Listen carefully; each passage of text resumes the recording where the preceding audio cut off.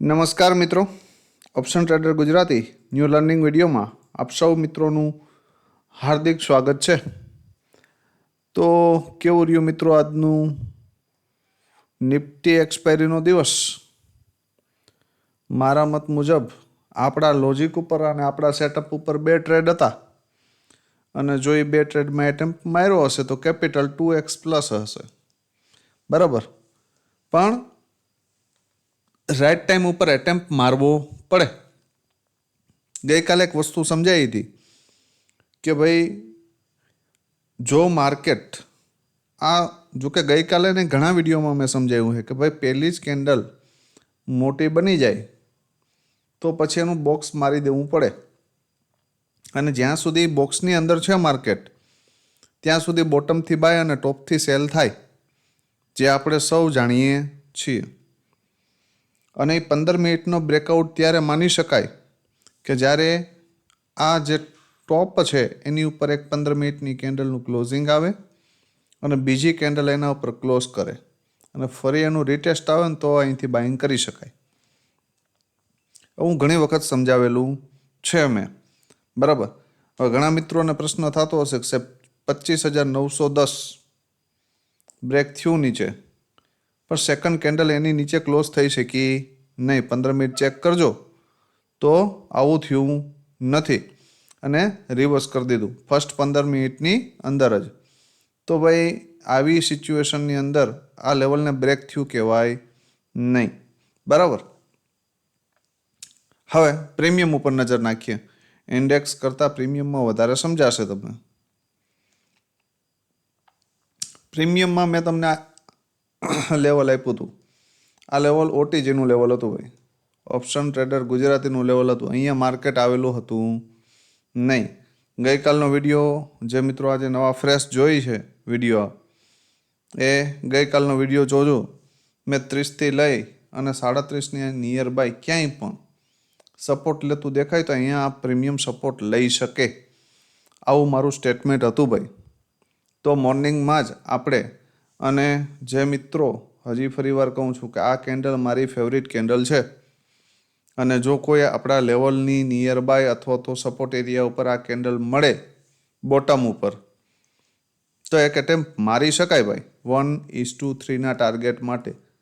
જે તમારો stop loss હશે 3-4 પોઈન્ટનો તો કમસે કમ ઓછામાં ઓછા 12થી 15 પોઈન્ટ કે 20 પોઈન્ટ આપીને જશે. પણ આ આપણે યાદ રાખીએ તો થાય, બાકી પોસિબલ નથી.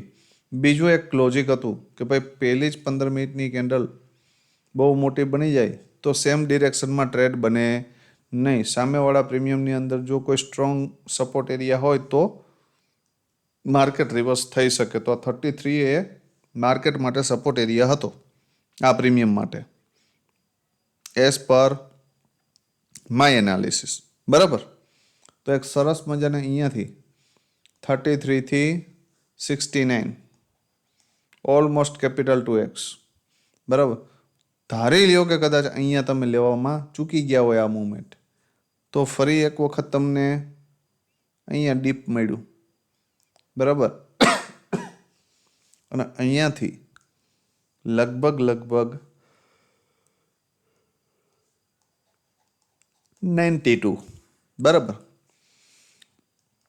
તો ભાઈ આવડો મોટો મૂવમેન્ટ તમને મળી જાય, આવડી મોટી મૂવમેન્ટ મળી જાય પછી માર્કેટને ડન ફોર ધ ડે કરી દેવાય, બરાબર. માર્કેટને ડન ફોર ધ ડે કરી દેવાય. કેમ કે 40-50 પોઈન્ટ એટલે ઇનફ થઈ ગયા ભાઈ, બરાબર. બે વખત મૂકો હતો, એક અહીંથી હતો અને બીજો મારા લોજિક મુજબ અહીંથી હતો, બરાબર. ધારી લ્યો કે અહીંયા તમારી એન્ટ્રી ન બની હોય, બરાબર, તો આ પેટર્ને મેં સમજાવેલી છે 3 ઇનસાઇડ પેટર્ન. તો તમારો સ્ટોપ લોસ નાનો આવે ને અહીંથી તમારી એન્ટ્રી બને તો એક સરસ મજાનો ટાર્ગેટ અહીંયા પણ હતો, બરાબર. તો આ બંનેમાંથી કોઈ મૂવમેન્ટ લઈ શક્યા હોય તો કોમેન્ટમાં જણાવજો. End of the day market 33ની ઉપર ફરી નીકળું, જો એક વખત બ્રેક કર્યા પછી ફરી નીકળું, બરાબર. અને એ BOS કરીને નીકળું. તમને એવો પ્રશ્ન થતો હશે કે અહીંયા સાહેબ નીકળવું છે પણ ત્યાં BOS છે નહીં, પ્રીમિયમ લોઅર લો મારે છે. અહીંયા શું થયું છે તો કે BOS થયું છે. BOS કરીને આ કેન્ડલનું ક્લોઝિંગ આવ્યું છે. તો અહીંયાથી એક સરસ મજાની મૂવમેન્ટ ફરી પણ મળી. ફરી અહીંયા નીચે આવ્યું તો આ જ લેવલ ઉપરથી ફરી બાઇંગ આવ્યું અને આ 33થી લઈને 66 એટલે 2x પણ થાય છે. હો ભાઈ, અહીંયા પણ 2x છે, અહીંયા પણ 2x છે. બરાબર, આ લેવલનો પાવર છે ભાઈ.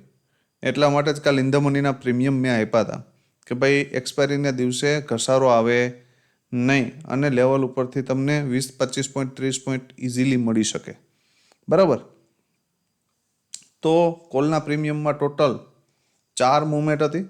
બરાબર, અને પીઈમાં જોઈ લે કે ભાઈ પીઈની અંદર શું શું થયું હતું.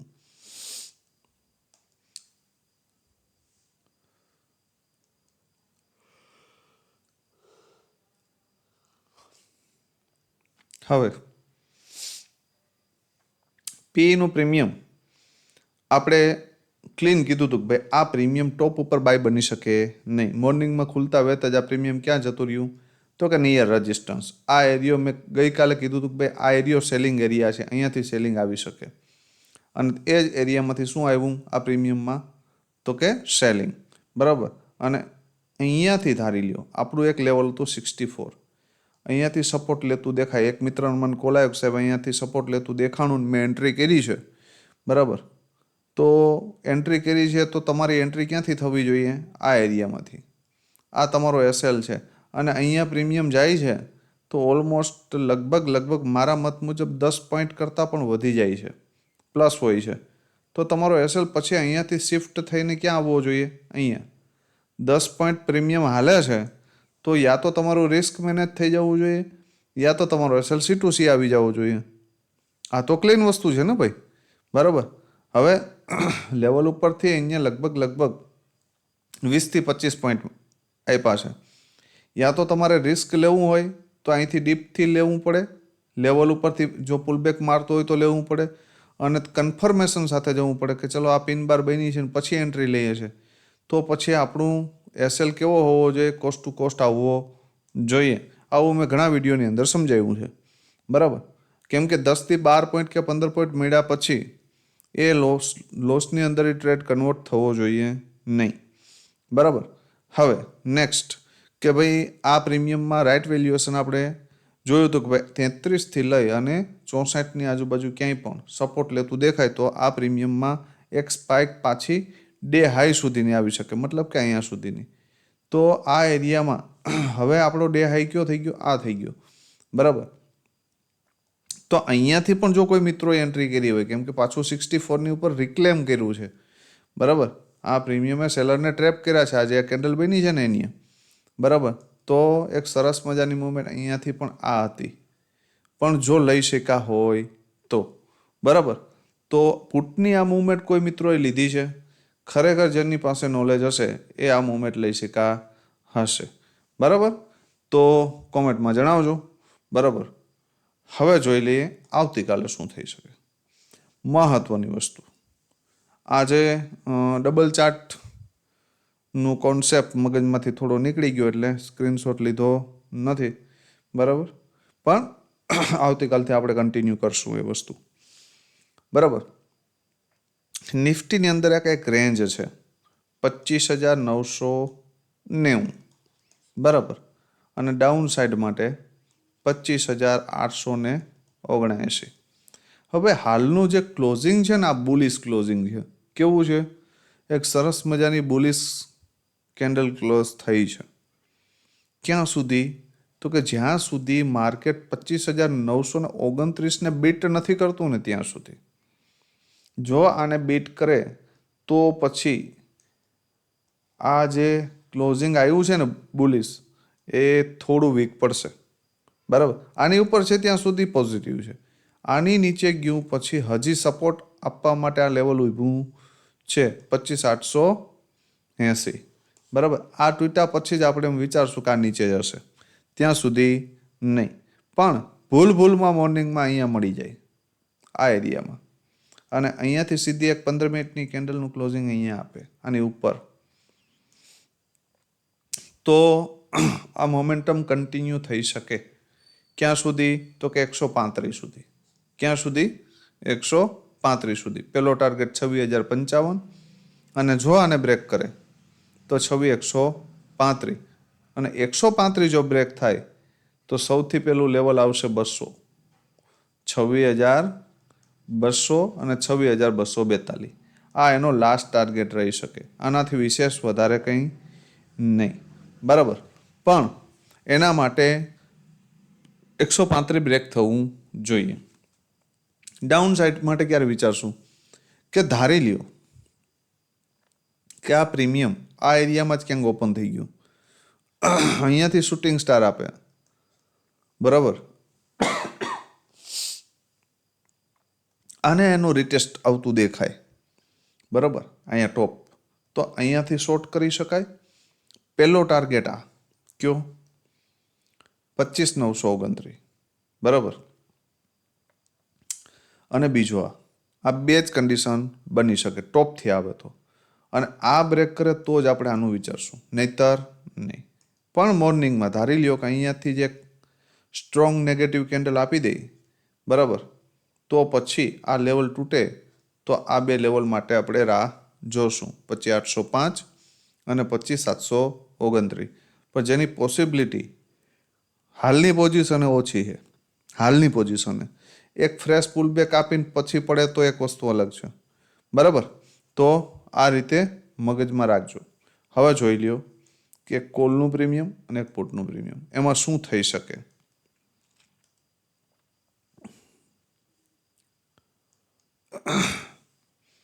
કોલનું પ્રીમિયમ છે 26,000નો કોલ, થોડો આઉટ ધ મની છે, પણ એક્સપાયરી દૂર છે એટલે કોઈ ઇસ્યુ નથી. હવે ભાઈ હાલની પોઝિશનમાં આ પ્રીમિયમ હાઈવે ઉપર છે. ક્યાં છે? હાઈવે ઉપર, બરાબર. હવે આ પ્રીમિયમ આની ઉપર નીકળે તો પણ એન્ટ્રી કરી શકાય 134ની ઉપર. એક 15 મિનિટની કેન્ડલનું ક્લોઝિંગ આપે અને ફરી તમને આ એરિયામાં ક્યાંય ડીપ મળે, ક્યાં 109, 110, 112ની આજુબાજુ, ક્યાંય પણ 15ની આજુબાજુ, આ એરિયામાં મિડલમાં ક્યાંય પણ, બરાબર, તો અહીંથી એન્ટ્રી કરી શકાય. અને પહેલો જ ટાર્ગેટ આપણો આવશે 170, એની ઉપર નીકળે તો 212 એટલે કે 212. આની ઉપર જાય તો 264, 315, 376, આ બધા ટાર્ગેટો છે, પણ અહીં આવે નહીં, બરાબર. એક બીજી ઓપોર્ચ્યુનિટી કે મોર્નિંગમાં આ માર્કેટ થોડું ગેપ ડાઉન ઓપન થાય અને આ પ્રીમિયમ તમને અહીંયા મળી જાય, આ એરિયામાં ક્યાંય પણ, બરાબર, ને અહીંયા સપોર્ટ લેતું દેખાય તો અહીંયાથી પણ એન્ટ્રી બની શકે, બરાબર. અને 134 બ્રેક કરે ને તો 170 સુધી બલિદાન દઈ શકાય. એનાથી ઉપર જાય તો 212 સુધી. આ બે જ ઓપોર્ચ્યુનિટી છે. 85ની નીચે જતું રહે આ પ્રીમિયમ તો આપણે ડાયરેક્ટ નહીં તો હપ્તે હપ્તે ભૂલી જશું, બરાબર. બે જ લોજિક સાથે કામ કરવાનું છે. ગેપ અપ ઓપન થાય તો યા તો આ ક્લોઝિંગે આવે યા તો આ લેવલે આવે 109ના, તો આપણે અહીં ડીપથી એન્ટ્રી કરશું. સેકન્ડ પોસિબિલિટી કે નીચેથી ઉપર નીકળે તો પછી એક રિટેસ્ટ ઉપર આ લોના એસએલ સાથે એન્ટ્રી કરી શકાય અને આ બે ટાર્ગેટ માટે બેસી શકાય. થર્ડ પોસિબિલિટી કે આ એરિયામાં સપોર્ટ લઈ આને બ્રેક કરે ને ફરી રિટેસ્ટ આવે, બરાબર, તો આ બે ટાર્ગેટ માટે બેસી શકાય, બરાબર. આ ત્રણ પોસિબિલિટી છે. ચોથું કંઈ બને તો આપણે કરવાનું નથી, બરાબર. આ પ્રીમિયમમાં ધારી લ્યો કોઈ હેવી ગેપઅપ થઈ જાય અથવા તો ગેપઅપ થયા પછી એ નીચે ના આવે, બરાબર, આવું કશું થાય તો નહીં કરવાનું, કેમ કે આપણો રિસ્ક રિવોર્ડ ન જળવાય તો આપણે કામ કરી શકીએ નહીં, બરાબર. હવે જોઈ લઈએ આપણે પુટનું પ્રીમિયમ કે ભાઈ એમાં શું થઈ શકે. પુટના પ્રીમિયમમાં 25,900નો પી શું હે 25,900નો પી. હવે ભાઈ જો આ અત્યારે એક્ઝેક્ટ સપોર્ટ ઉપર ઊભું છે આ પ્રીમિયમ કેના 60ના, જો મોર્નિંગમાં આ સપોર્ટ બ્રેક થાય, બરાબર, જો મોર્નિંગમાં સપોર્ટ બ્રેક થાય તો આની રાહ અહીંયા જોવાય 39ની આજુબાજુ, અને ત્યાં પણ સપોર્ટ લે તો એન્ટ્રી કરી શકાય. અને સપોર્ટ લેશે તો એ મારા મત મુજબ એક નાનો એવો પુલ બેક આવશે અહીંયા સુધીનો, બરાબર. આ પ્રીમિયમમાં દમ તો જ આવે કે આ પ્રીમિયમ 79ની ઉપર ક્લોઝ કરે. કોની ઉપર?